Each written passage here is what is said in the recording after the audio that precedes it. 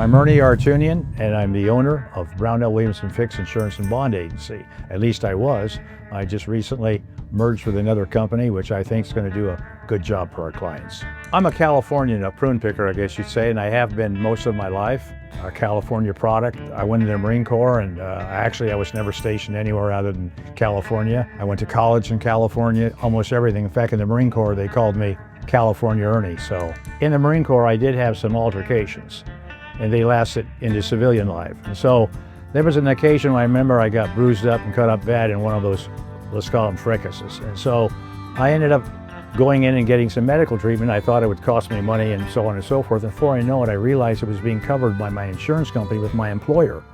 I thought, this stuff's great. It's like being a bookie too. I guess they pay off and you keep buying it and everybody's happy. So why not get into that full time? So that's when I started my career in the insurance business. Brownell Insurance was one of the prominent insurance agencies in the 50s. And he was able to develop a good clientele, and as such, it was a prominent agency.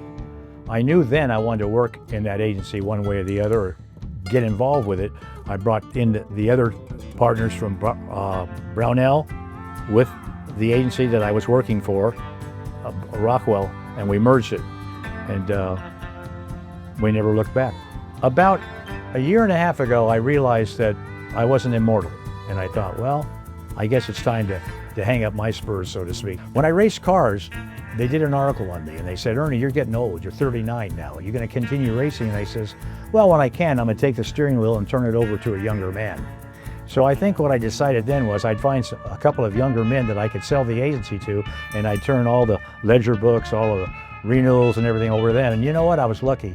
And I found in Carlo and Christian this kind of feeling that I didn't have with any of the other companies.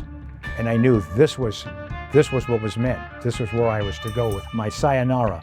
First of all, I didn't meet Christian until later in the process. I met Carlo. I've never had a son, but if I did, I'd want him like Carlo.